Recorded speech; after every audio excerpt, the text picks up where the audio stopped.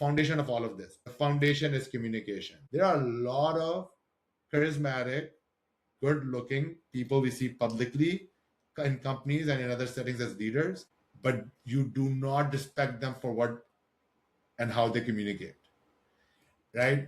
So, brand, gravitas, appearance, all of that you can practice, and then eventually you can make it your own as an identity and the way you want to come across. The thing that is really going to unlock you is that foundation.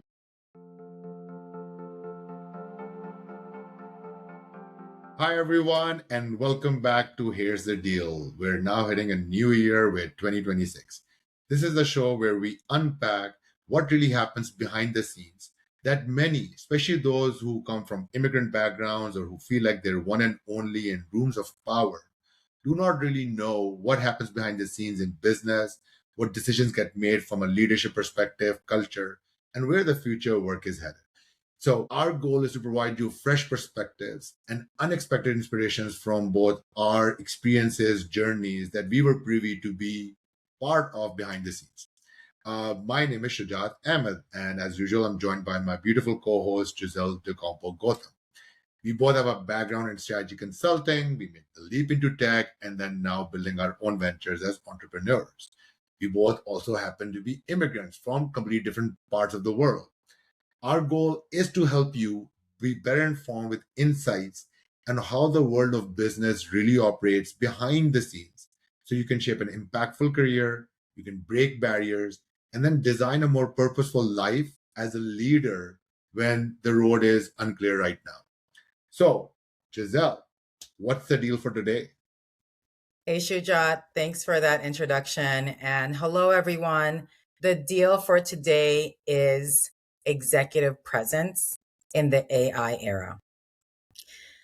So, why are we talking about executive presence? Shujaat and I, as he mentioned, we want to bring things that maybe are not you hear about it in your day to day. Perhaps you even get feedback that you need to have more executive presence. But, we're giving you the backstage view on what does that mean? How do we even define it? And how do you work towards that and incorporate it in your personal brand and how that impacts your day to day professional life? So, as we always like to do, we want to introduce a data point and to share about why this is so impactful. So 85%, 85% of job success comes from soft and people skills. So what does that mean? I think even from my perspective, especially growing up in the corporate world, there was a huge encouragement to be great at your technical craft. In consulting, we used to say, have one major and a few minors in terms of different subject matters and literal technical things that you can do. And this is important. And this statistic is even more illuminating because while technical skills are important, what actually gets you promoted and gets you, progressing in your career is actually not your technical skills. It's skewed more towards the other skill sets, leadership, communication, negotiation, and other areas. As Shujat mentioned, we are both immigrants and in particular for both of us and other folks that we know and other folks that I work with in my consulting practice. This is a hard thing to understand what executive presence is and also just the culture of business. So when you add business culture, you're learning, the business language, then you have feedback around executive presence. I don't know about you, but this was never really fully explained to me when I get this type of feedback and others are in the same boat. And so we want to unpack this given the level of magnitude of importance this is for moving up in your career. And so, Shujat, what is your perspective? I can't wait. So absolutely on why it matters, right? Right now, it's start of the year. It happens to be where a lot of people are planning for performance reviews. End of year, they're either prepping for their own reviews or reviews for others. And you're spot on. I think if for anyone who's been in the corporate world, they've seen this mythical term called executive presence.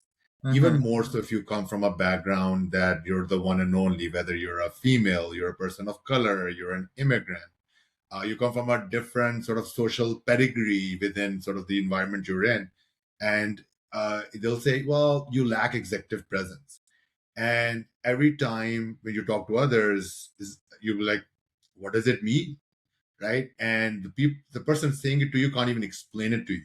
Mm-hmm. But it is every time you look at as you grow in your career, when you look at when leaders are being assessed, you will see this term executive presence.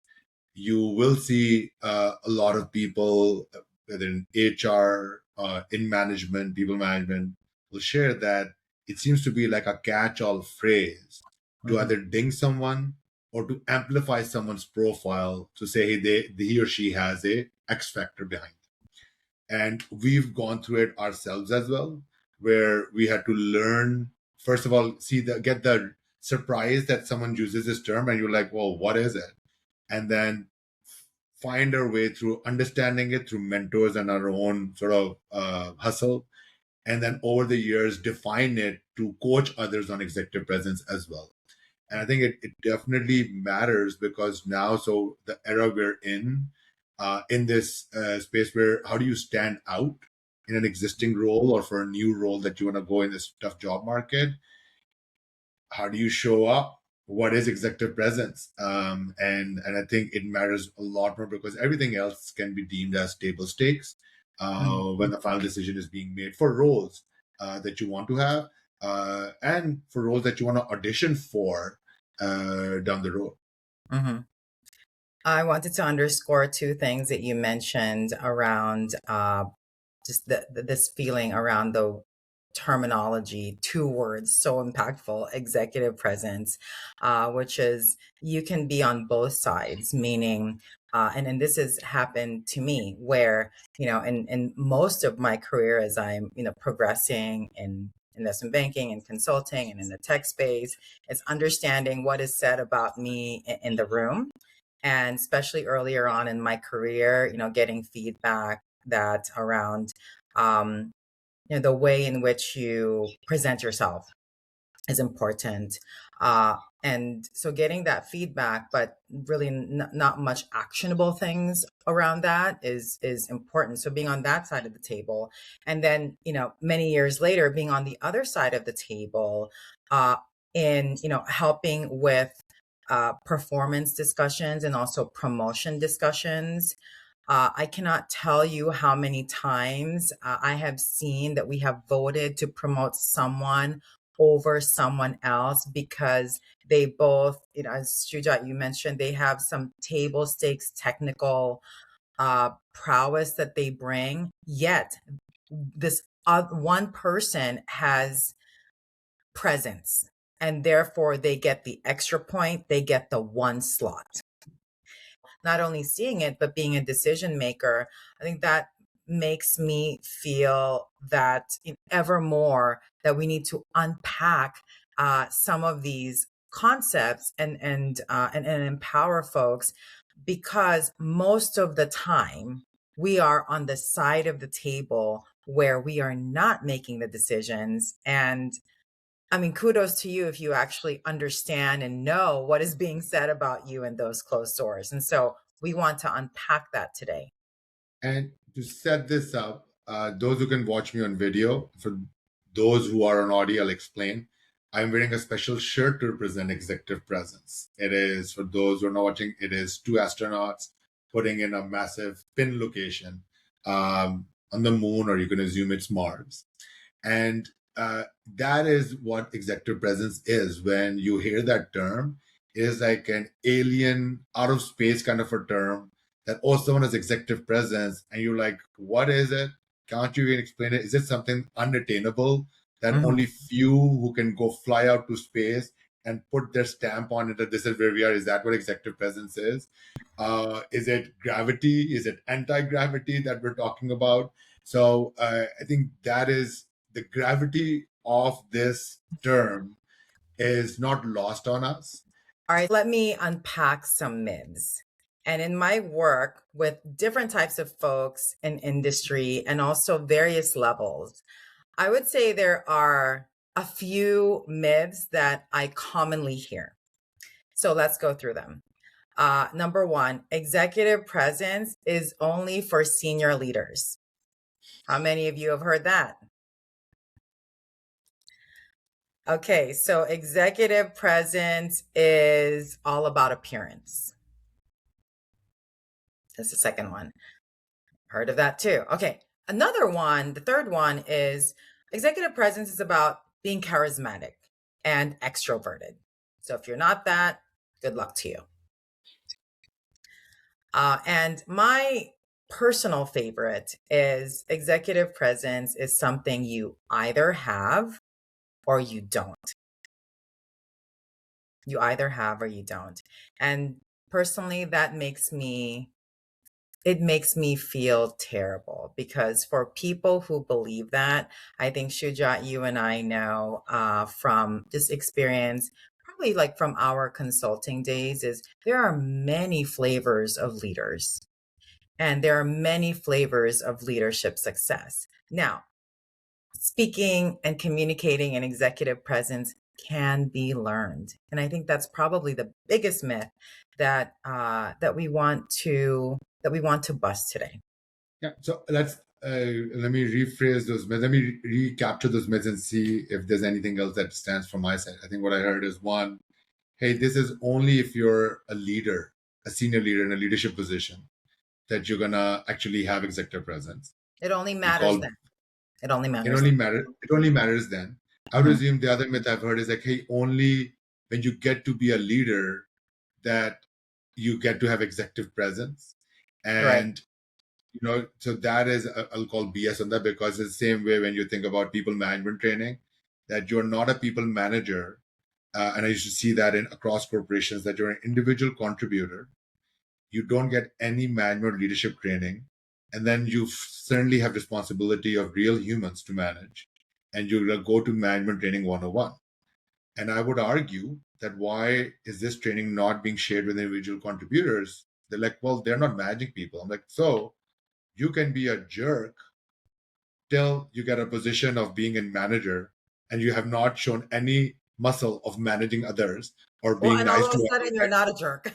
And Because exactly, this all of a is the sudden, because the example. title changed in Workday or whatever Mhm, your system of record is, and you now are no longer a jerk, right? The mhm. attribute there is like new title, manager. By the way, no longer a jerk. And you are now there, you're Assumption. like, hey, now you get management training. So I think one, that is because you could have someone who can say it's leadership material, and folks who can always make negative comments on others because they want to pull them back and say, well, he or she is acting as if they're a leader. Like, no, they're not acting as if they're the leader.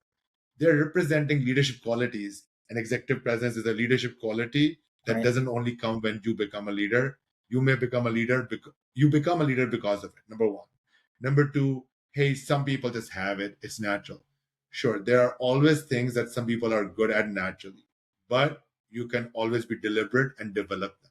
We've developed them, like we've, as immigrants, thrived in corporate America. That's how we've developed ourselves. You can. It is learnable as long as you're teachable.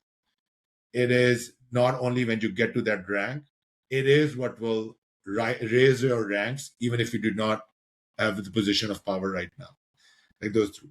And then third, for I think it is oftentimes the measure of executive presence is taken based on a prominent identity.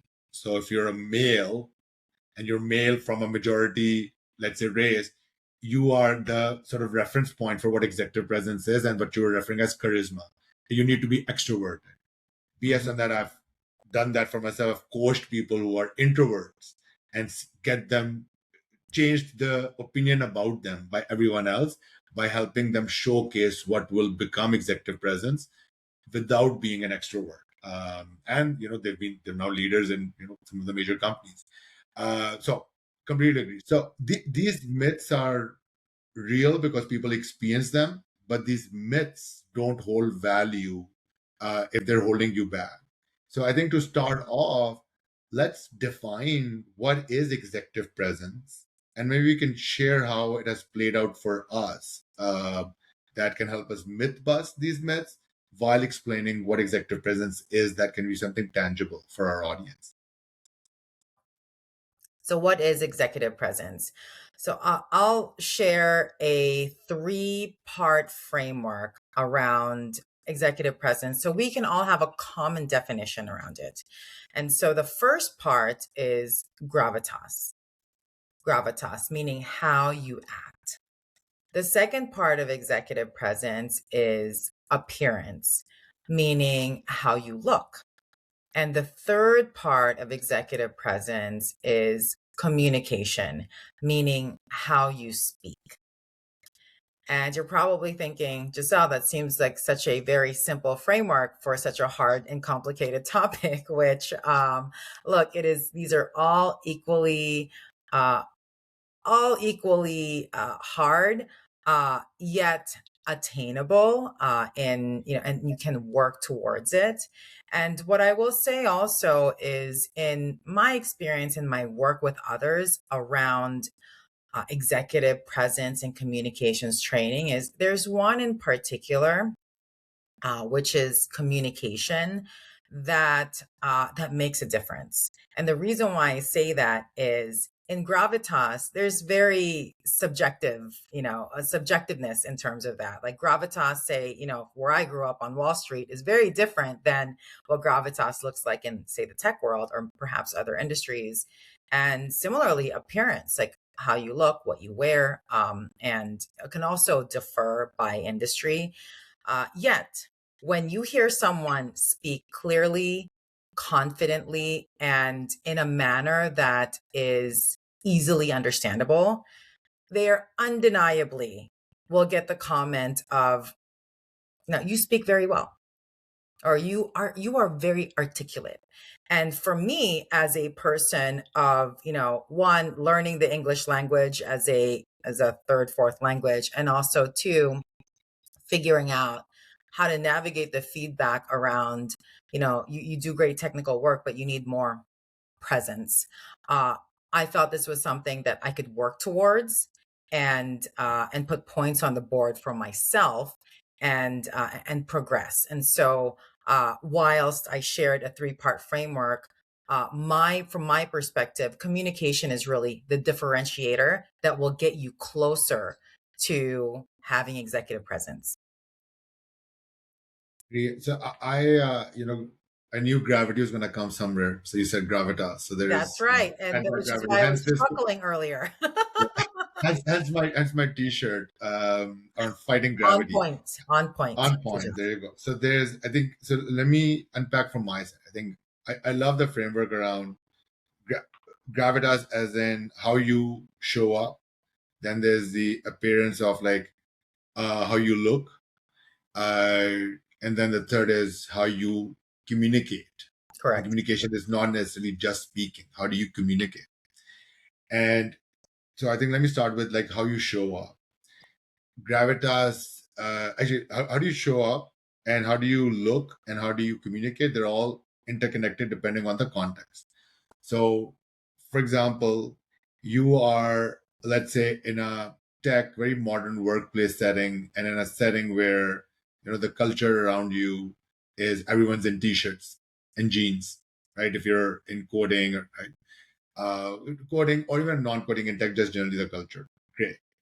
That there is like appearance may not mean that you need to be dressed up a certain way.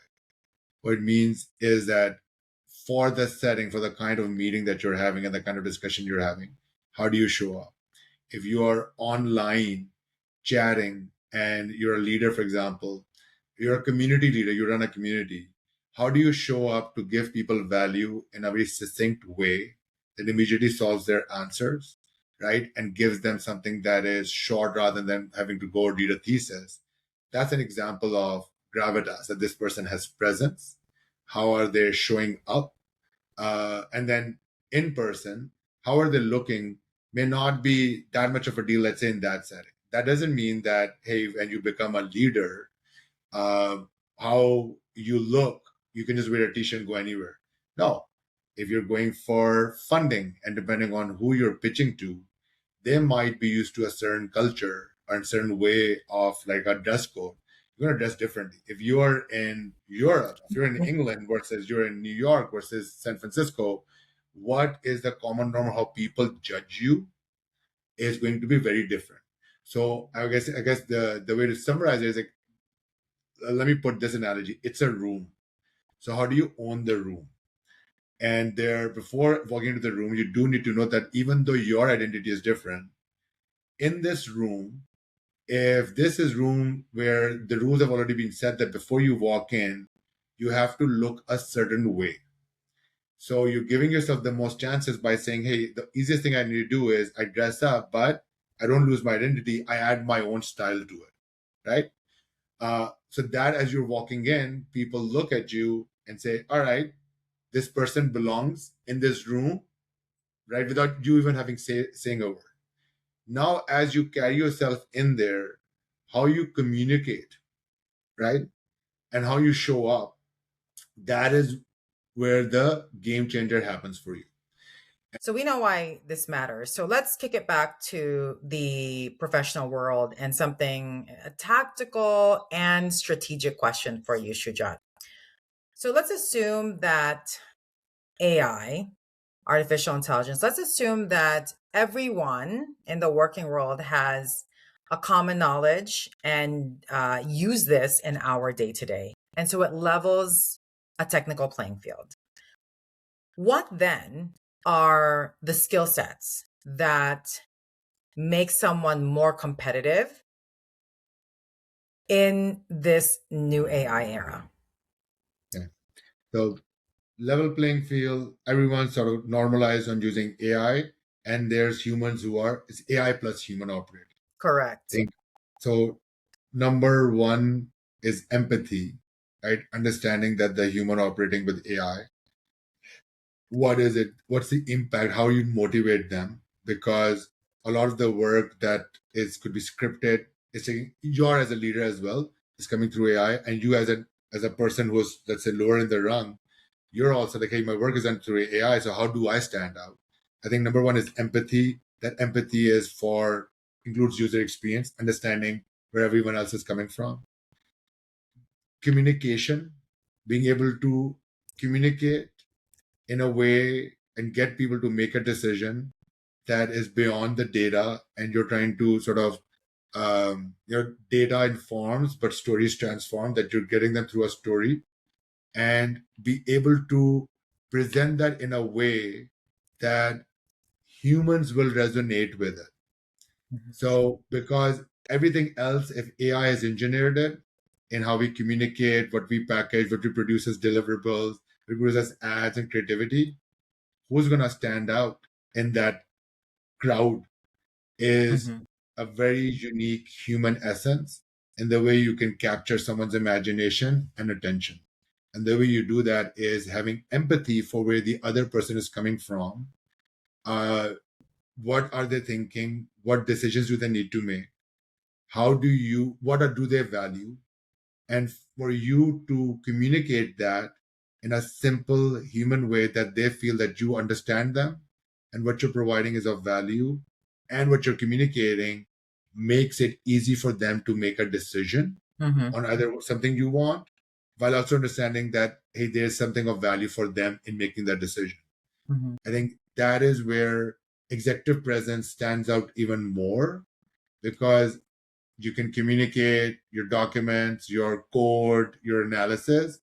If AI is doing that for you, how do you package it to tell a story for someone to take action, someone to be a cheerleader for it Mhm. is key. And I'll again use storytelling as a reference. What is great storytelling is you start off with a character that needs to go from point A to point B, a transformation, but they somehow have a conflict in the middle. And now you're like, I want this character to really go through that transformation. Mhm. So the more you can show up as with presence, where you build a character that people want to root for, Mhm. and they want you to go through point A to point B, and you're showing them the conflict where they can either help you or guide you on doing that. This is going to be key, because everything else by AI is going to just seem cookie cutter for people. why it stands out. And we are seeing that now in terms of the way people communicate and the types of deliverables and what you shared around empathy and communication. And I really, really resonate with data informs, stories transform. That is beautiful. The one thing that I would add is business judgment. Business judgment, your ability to quickly synthesize, provide clarity, and if whether you are in a decision making capacity as a leader or you're a person doing your day to day work, you're more junior in your role, you make decisions all day long, right? Like, how vast is this deliverable? How much data is enough and sufficient for my deliverable? So the faster you can do that, and how you can articulate, and I think kind of tagging back to communication, how you articulate your thinking and getting people aligned. That's how I think about business judgment as the third pillar, if you will, to what Shujaat mentioned around empathy Yeah, and communication. and I would say they integrate in this way, right? That your synthesis has to be empathetic because AI can right now synthesize a lot of things, but does it really, is it personalized for you? Empathy, end of the day, is personalized synthesis for you to make a decision Mhm. without feeling like that you're being played at. For example, early in my career, I, in consulting, we were working for a client who was a heavy equipment manufacturer, and uh, I was an individual contributor, a senior consultant, but the engagement manager, the way he would operate, I saw charisma. I saw the way he would communicate, people would respond. Difficult clients would, listen to him as well. And I had already been given feedback around executive presence. I was trying to figure out. I said, let me ask him, and maybe he can teach me, someone who's very junior. So I asked, you know, what do you do? And what do you think that where can I take the first step? And he said something so tactical that now seems tactical, but was so beneficial for me because that's what I needed. And that is a reflection of his own executive presence.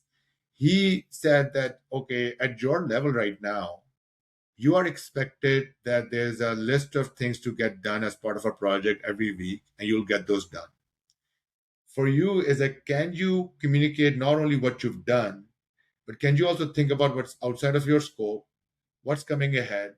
You want to keep the client informed, keep your leadership informed so that they are at peace around, hey, he's got it covered. And you're also sharing some perspective about your learning that you are, just sharing that you are a thinker. And what you need to do is end of the week, no one's asking you, send a few bullets. You can start off by sending them to me, just if you're not comfortable. And then I want you to get to the point where you can send it to our partners and send it to our client as well. And just keep it unsolicited, as this is, I just want to keep an update. Keep it the same. Three bullets are going to each major section. So he helped me not only think about the format, help me think around, okay, this are the areas that you say what's done, what's coming, and then, hey, food for thought. That helped me at that level. How it played out later on as I was growing in my career, I was in a very tense, very sensitive merger and acquisition project.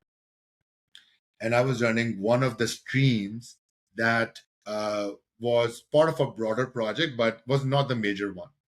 And there were other people. I'd not given my MBA. There were MBAs from like top school, the people from pedigree, the way they guide themselves. And I was like, I'm not sure if this is me, but I will just, just stay within my lane. But because of this habit I had built of communicating, and it had an impact where leaders and partners would tell my managers that, wow, we really love this guy's on task. He makes it very easy and he's a thinker. So they felt invested in helping me grow. And years forward, when I came to this point where the CEOs of both companies did a full day offsite and all of the consultants were sitting and present and they wanted to discuss what the future is going to be after the merger has happened. And all I did was said, okay, I have a very small part in this engagement, but at least I built this muscle of I'm going to take notes. So I took notes, made sense of those notes, and then just send this out to my engagement manager and partner saying, hey, in case this helps everyone else, uh, this is what I gather. And Correct me if I'm wrong. This is what I gathered, not only for my stream, but for the other streams as well. Number one, the reaction from the engagement manager and partner was like, wow, he took notes better than the person who officially had note taking responsibility. Number two, it's a very unique perspective how he does not have a business school background. He's doing it for the first time. He's in this tech industry for the first time as well. He's connected the dots around marketing, sales, while I was looking at the services part, sales, operations, finance, and whatever way he could think. But he's synthesized what he's heard. And there's stuff that he's heard that we actually didn't capture. That is his take. Because again, the muscle had been built. Mm-hmm. And the partner, one of the partners, lead partners, who wouldn't even talk to anyone like, below in his team, he emailed to my manager and said, wow, this person reflects executive presence. So it is in that room, even though I was not the one speaking, I was not the one with power. First of all, I showed up, listened, took notes, synthesized, communicated it, and I had built the practice of how we communicate. Then, even though I just sent an email, that's it. I didn't even have a meeting with a partner to say, hey, by the way, I have this thought process. Without me being in a room, my deliverable, which was that email, not even an expected deliverable, did the talking for me.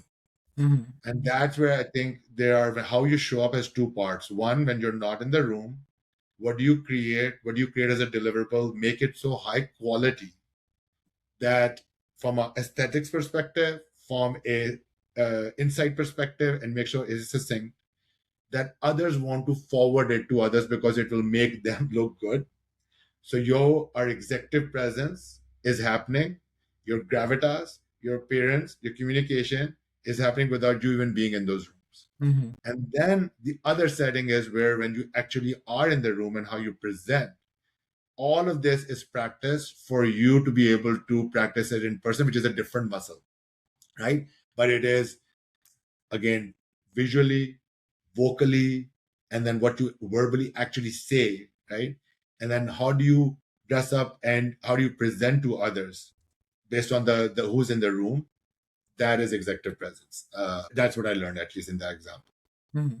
Well, I think in your different examples, what I gather is that there are different ways to, so even if we take one dimension around the appearance, which I think for most folks, they will think about how you dress or just like the literal physical appearance or perhaps posture. Uh, Appearance can also mean different things. And I really enjoyed, and I think it is poignant, your example on meeting notes. It is a superpower. So if you are listening, maybe you're more junior in your role, and maybe you are like me and be like, how many times am I going to have to take these notes and not speak in the room, which is my, first year in consulting, right? It is a very strategic way to one learn how to synthesize and also to appear as if you are contributing. So I really liked the way you've explained that, because it is not only like the face value of these contexts like gravitas or appearance or communication. There are multitudes of ways that you can that you can reflect and exhibit this. And this just reminds me, Giselle, and I think nudge me, I think I should have said this earlier to make it actually easier and actionable for um, our viewers, our listeners. And let me get to some tactics. Like you would have heard from through other videos or like from executive coaches or from like your company's training. Let's say what we're talking about gravitas and appearance. You're like, okay, that all sounds good, but in the heat of the moment, how do I remember all of this? And I think the core foundation is communication. And in that communication there's the packaging of the communication. It is the insights inside the communication that you want. And then the succinct, crisp level of how those are said, right? So that they carry, right? Words are vessels of change that carry in people's minds. And if you are good at that, and that comes with practice, again, it can be learned. It's not just something that just comes naturally only, it can be learned. You then hold confidence that you know your shits. Yes. You know what you're talking about, you know your domain, you know how to package it, you know how to say it as well. Then, when you add the other aspects of appearance, then, for example, if the first time you're on a stage or in a major meeting and you're like, okay, I need to dress up in a different way in this boardroom, for example, or in front of a lot of people that are not the way how normally dress up, you would not be worried. There'll be nerves. Those nerves immediately go away when you're like, but I know my material Mm-hmm. because this is my material. Mm-hmm. And in that material, when you start talking about it, everything else will become calm. Yes. Same thing on how you show up in the room, how you keep your eye contact, how do you use your vocals. You can learn it and you can get nervous. Okay, how do I stay cautious of that? It comes back to if you've gotten your communication right, that foundation right, this you can practice and in the moment you will get it right. Right? Like the nerves go I away. agree with foundations and practice. Yeah. I think, practice makes progress. I want to add a counterpoint. So, Shuja, as you know, I teach a course on executive communication and executive presence. And I suppose I will add a myth to when people think about training for executive presence. And, as we're sharing here, there are certainly tactics. But one thing that I want to underscore is you are never alone. You are never the person to judge yourself whether or not you have executive presence. Okay. So what do I mean by that? Perhaps I think in this Q1 2026, people are probably going through performance reviews or annual planning. And I have never sat in a performance review or an annual planning where there were no negotiations and no debate. So, where executive presence and the way you show up becomes hardest, and where you will actually be tested is when you have conflict. And so that can also be practiced, but it is not easy.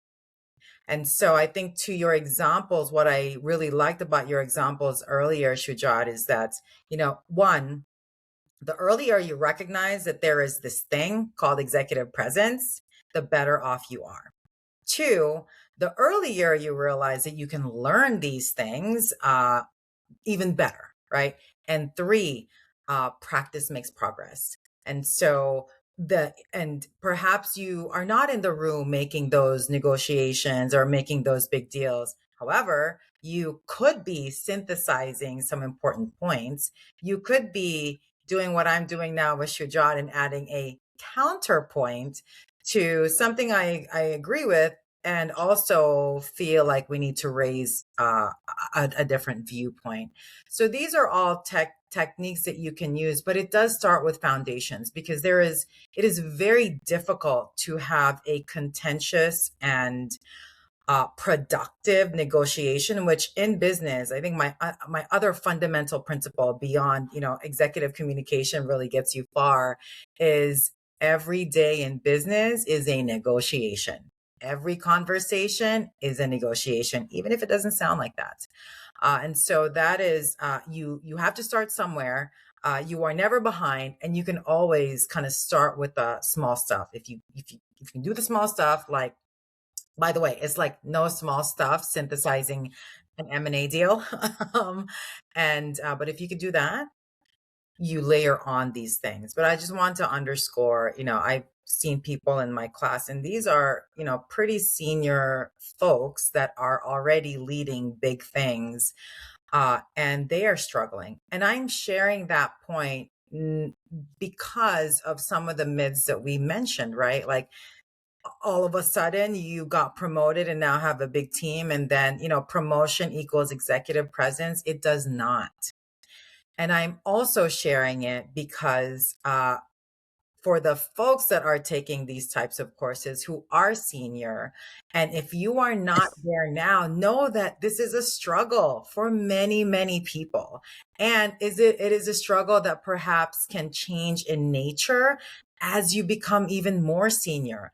I'll give you a quick example. I'll categorize professionals in three buckets, simplifying this thing, but just for example. And I'll allude to Shujaat's example. When you're early on in your career, let's talk like 5+ to 10 years, you're focused on deliverables and delivering really well, execution, right? And then the next part of you, so that's one. Two is you're now managing deliverables, perhaps managing a few people, right? And so your delivery and execution, one becomes compounded because you're not only delivering for yourself, you're also accountable for the people who are reporting to you, which is why, I really love the work that Shujaat does around people management, because getting promoted to a people manager does not mean, and certainly does not equal, that you are a great people manager. Okay. And then number three are, let's call them folks who are managing business units.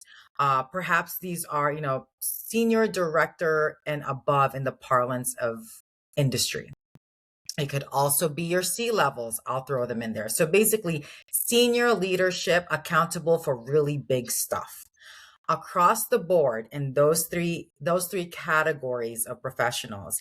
Even though it might seem like, oh, the people in category 2 or 3 are probably further off in their executive presence journey, what I will say is that is just not true. And it is not true because you are exercising different things.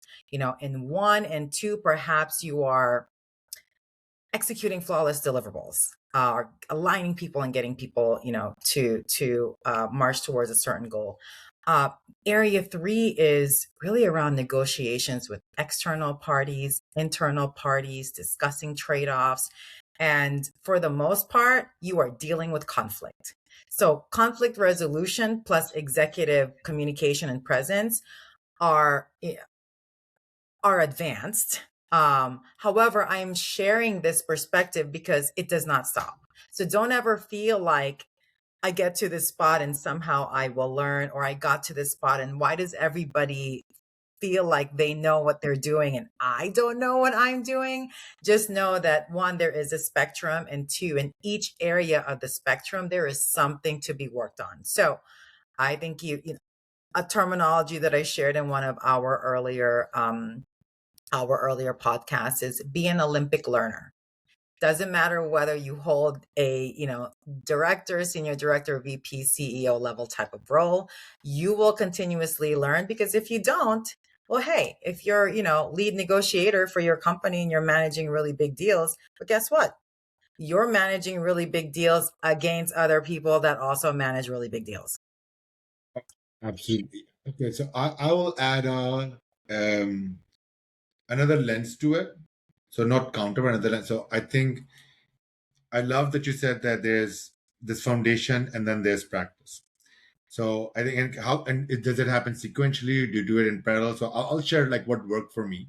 Yes. And I think So, end of this podcast, we should at least leave them some tactics and food for thought around what they should be practicing, but then also give them a framework around the foundation, which is around communication and how do you go about it, and also like give some examples around it. I think that when you think about gravitas, communication, appearance, see, communication is the foundation. How you show up, how do you look?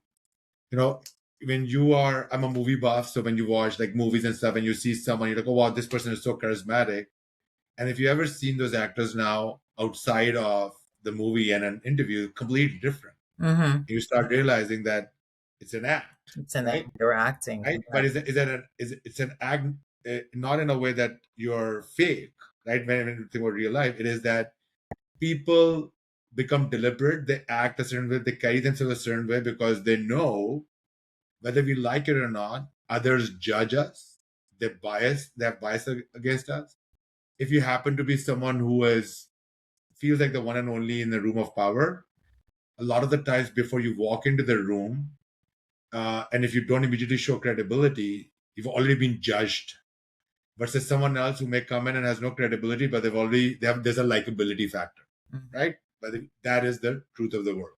And that's the truth that we're helping people with bust or fight against and make sure that they can get over these gatekeepers. So what I would say before we get to the foundation, communication, because I think that's what we wanna leave people with. Let's talk about like the gravitas and the appearance. I think these are things that you can practice along the way every week, every month. You can pick low stakes experiments and high Mhm. stakes experiments where you can practice it. So what does Mhm. that mean? For example, I'll give a list. I'll give a list of how it helped me over the years. When as I was becoming in consulting, now dealing with clients and even leading the engagement with clients, I, I this is the time when so video conferencing is happening. Remember, you're in a major boardroom. You have to discuss something immediately. You're like you said, everything is a negotiation in business. So we had these star-shaped like phones in the middle of the room. Mhm. And what do you normally you're working crazy, and now you put in this boardroom to get on a call, clients on the call, other stakeholders on the call, and you're negotiating. No one can see each other. Video conferencing was there, but not everyone had gotten caught up with it. And something I learned, right? They're like, hey, I realized that when I'm in person in that room versus when I was on that call, I was losing my energy to keep up with the negotiation and also stay on top of my game, how I'm communicating. And I thought maybe I'm overworked till I went through a training, right? Self went through a training. And the training was from these were actors who were training you about appearance and gravitas. Mhm. And they're like, well, when you sit, if you're ever taking a conference call, and it's a bigger room, make sure that your seat is sort of tucked in and you're not leaning in. Because when you're leaning in, the you're giving very little space for oxygen to flow through, Mhm. right? And I'm like, wow. Mhm. He actually went to that level. He's like, yeah, this is just science. It goes through. You're gonna lose your energy, and you Mhm. either gonna start speaking very loud versus keep the same tone, and or change your vocal tones based on the level, the kind of the discussion you're having. And so this is a small thing.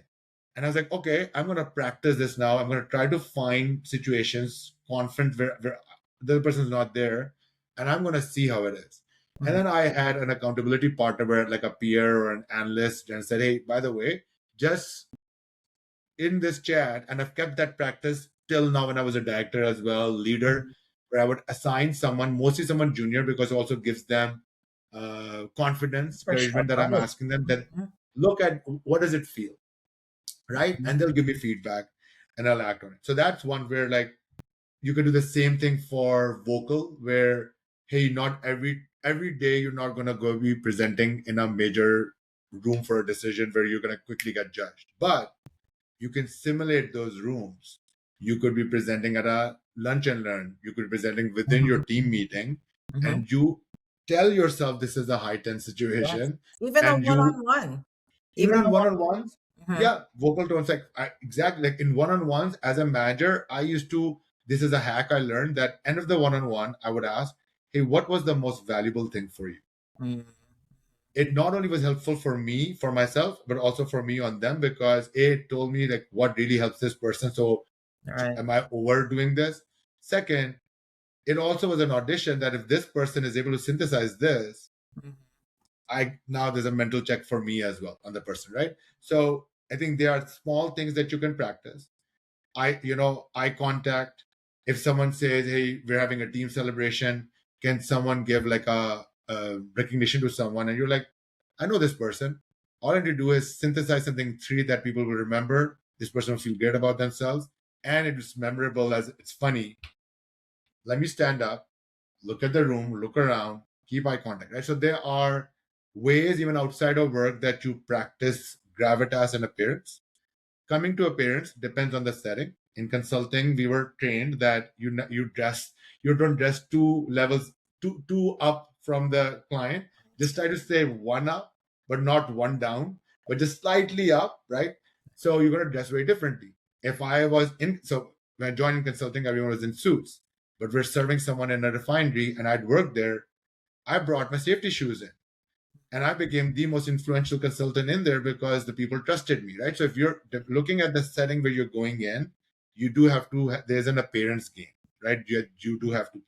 You're not gonna go in the White House for a meeting dressed a certain way, right? That you're like, hey, no one's gonna take you seriously. So there are certain norms that you gotta learn, and you can practice them, get comfortable in your skin in different ways. And then the foundation of all of this, everything else you can practice. The foundation is communication. And I'll leave with this, and I think I'll ask you, like, how should we think about framing that? But before that, I'll leave this caveat. There are a lot of charismatic, good looking people we see publicly in companies and in other settings as leaders, but you do not respect them for what and how they communicate, right? And take some of the iconic leaders. Steve Jobs completely changed the way of communicating, right? With investors, with the audience, with the community. So brand, gravitas, appearance, all of that you can practice, and then eventually you can make it your own as an identity and the way you want to come across. The thing that is really going to unlock you is that foundation of communication. And over to the communication guru, Giselle.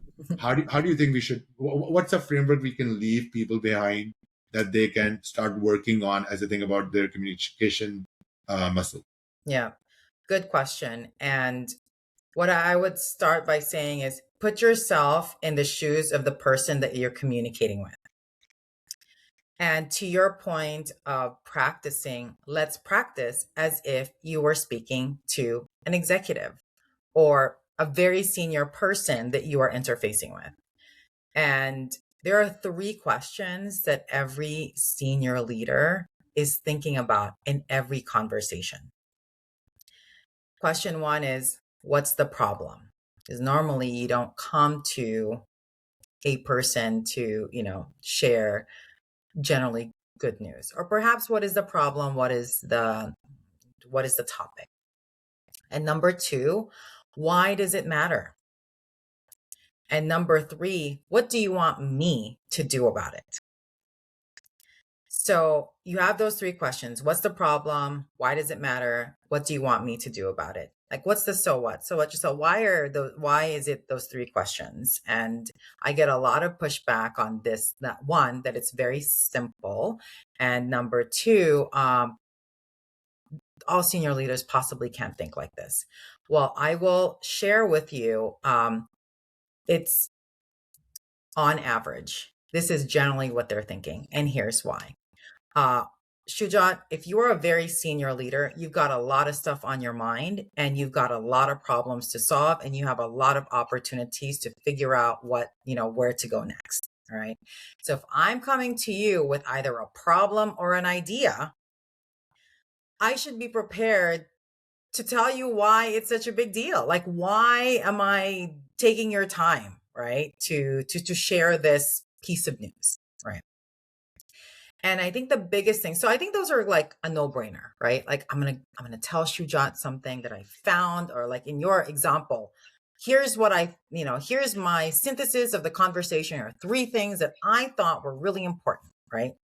And the thing that I think, so I think that can be practiced. It feels table stakes and it feels very achievable, right? And if you can do that well and add this one thing of what do you want me to do about it, you are even more golden. Why? Because most senior leaders have very minimal time. They are the most expensive people in the organization. So when you think about expense, you have to think about minimizing expenses, right? So if I'm going to Shujaat and being like, here's the big deal, here's why it's such a big deal, and I want you to know about this because you need to be the signatory on this deal before we can move forward. Or you need to give me, three people in order to make this happen. Or, leadership can't figure out what the priority is. So you need to go in there and tell us what the trade-off mechanism is so we can actually do what we need to do. If you can do that, you are helping, because at the end of the day, you want to make your bosses look good, right? You're helping them do their job better by answering those three questions. Yeah, completely agree. And I'm surprised that, actually not surprised that people are pushing back on that, because I can give like some two tangible analogies and examples around. So So can I actually share what the Yeah, pushback generally is? yeah, So yeah, they get it from very, very senior people for to communicate. It'd be like you being like, well, just I can't go to my CEO and tell them like three sentences, right? And what I'm saying is you start with these three sentences, and if they say, like if Shujat, I'm like, Chujat, there's a cricket game that is so expensive, but we need to get to it because I know it's important for you. So I need you to give me an Amex card so I could purchase that thing so you can go, right? And then your reaction is probably going to be something like how you're reacting right now. Big yeah. smile on your face, right? So I think that signals to me like one, what I just told you matters. And two, you're going to be like, well, what's your response to that if I told you that? Well, what is the first thing that you would say? So, of course, go for it. Great. uh, And then I'm going to say, I need you to clear this for me so that I can actually purchase it. yeah. So I'll And then add. you can go into the details, right? Like, then you could be like, well, how much is this thing? Right? I'll be like, actually, it's like 10 grand for 2 tickets. And then we can have the debate. But if you don't frame it up, it's just hard for someone to engage in dialogue that's meaningful if you don't frame it like that. So I'm not saying it stops with these like three sentences. Okay, let's call it 3 to 5, but you keep it there, right? It gives the optionality for your leader to give you a reaction, and it gives you space to actually give the data, which is different from, I don't know how many times you've seen this in your work, Shujat, where someone starts with a soliloquy, right? They speak for 2 minutes around this problem that they can't move forward and they're so blocked. And that's why the client is unhappy and they've come to this meeting so many times asking for XYZ. And 2 minutes later, we don't know, like, so was that a summary, or do you want us to do something, or who are you talking to? Are you talking to me, or are you talking to the governing body? It becomes very confusing. But this is anchoring simple steps, giving people the opportunity to debate. So I actually think there should not be more than three questions. Keeps it simple. I really love this I framework. agree with you. I think the sequencing of it may change depending on the level of the person. I'll give some examples. Mhm. So before I get there, I think some context.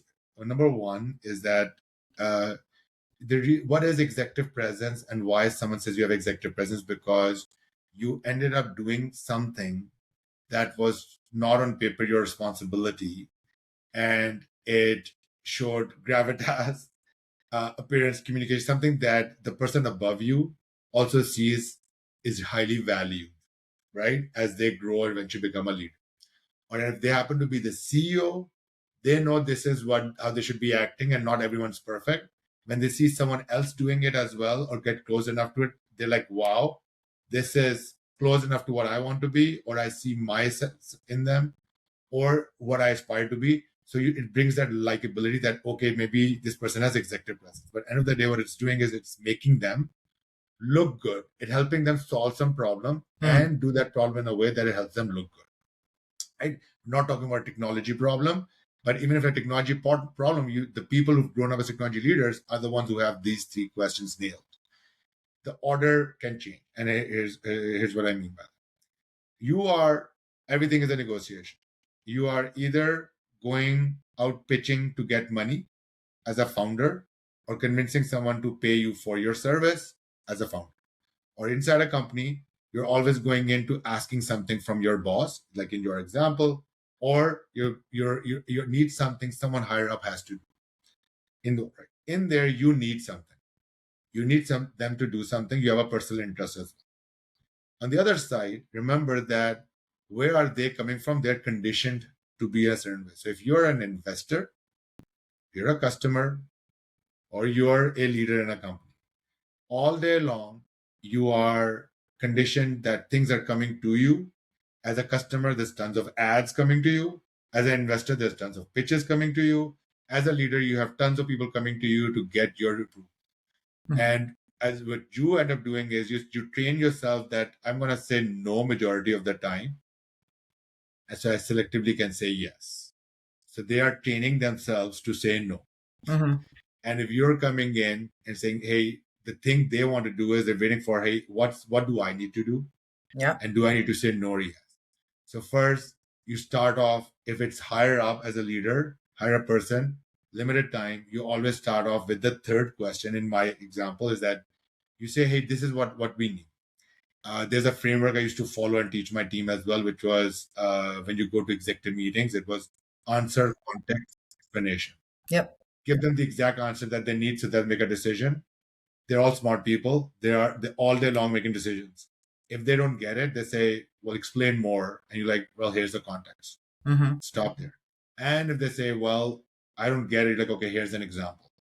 To your example of the soliloquy is that people start with, well, here's an example, and here's what it means, and now what I want, and you've already lost them in the story. Mm-hmm. So I think number one, you Correct. start with understanding who the audience is, Mm-hmm. what they're conditioned to do, and how you want them to say yes, that they are very judicious in saying. So upfront, tell them what is it that you want. You need them to take a decision. A tactical way is when I used to send emails, and I know that emails are going to require a lot of detail in there, so that the leader also doesn't have to follow up as an email. If I'm right doing written communication, I would immediately in the top in red say, "Here's the decision I need you to Yeah. take," and it will be one line, and then I'll say, "For here's the context," and I would give a summary of the problem and why this matters.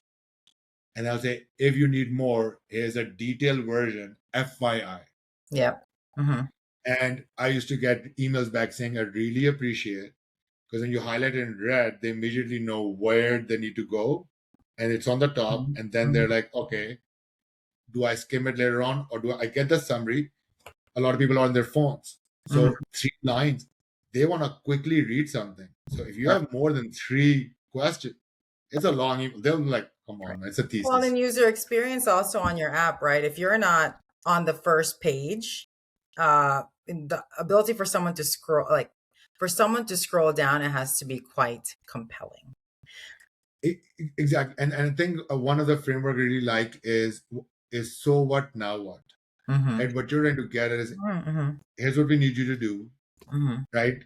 The problem, why it matters to us, what's the impact going to be, and the decision that you should package it up as like what we need you to do is like, hey, here's the so what which is covered by the problem and the why it matters, and the now what is where Mm-hmm. what we need you to do. So love this framework. I think this sets up the foundation, the practice. I think coming back to we started off like why it matters, and especially in the AI era. I think everything we talked about from a practice perspective, you can practice that with AI as well, right? You can go build a chat bot. You can use existing publicly available chat GPT, Claude, Gemini, whatever you want to use to practice these exercises, because while AI can help you write, that's not the whole part of communication. Executive presence is in the moment. What Correct. do you do? And that comes with practice with humans. AI can give you a leapfrog jump, especially for those who feel like they're being left behind, where you could simulate personas in AI and practice this back and forth. Mm-hmm. Use your voice mode as well to see what you look feel like, and you understand what happens to you when you actually do it. So now it's up to whoever is disciplined to practicing it. Mm-hmm. And then on the communication side as well, the foundation, use AI to get better at communicating, but not use AI for your communication. Learn the structures, learn how you get better and better at empathy and what will really get someone convinced, and you can experiment from there. That I think that is AI right now is an unlocking mechanism for the framework we went through as well. Mm-hmm. And you can put this framework actually in AI and say, hey, I need to make this decision. Here's the level of the Absolutely. audience. Take these 3 questions, give me an answer, and ask yourself, how does it feel? Even if Mm-hmm. you're not a believer in this framework, ask yourself, how does this feel? And I think that is key. And what I'll end with this is again with for people who get left behind, people who are immigrants, people who are one and the only, that there's bias against you. You can use AI and this understanding of executive presence to practice in private and remove biases before even getting feedback, you can show up with executive presence through practice with AI, and others, most people will not have caught up with AI. They're all pretending, a lot of them. You will stand out by doing this, and it's a leapfrog moment for you rather than wait for someone to tell you you don't have executive presence. You explain what executive presence is, understand what it is for you, partner with AI as a sparring partner, and then go deliver it in person. You will stand out. As always, thank you for listening. If you like this, please make sure you like, hit subscribe. We're on audio platforms as well as on video. Make sure you subscribe to YouTube, the video, and then go to Spotify, Apple Podcasts, or Amazon Music and listen to us there as well. And please leave any comments to us. We always appreciate comments. We get a lot of comments in DMs as well. But let us know, so that's what we know, we're helping anyone. And if one person is helped, our work is done. So All right. thank you. Until See you next next time. time.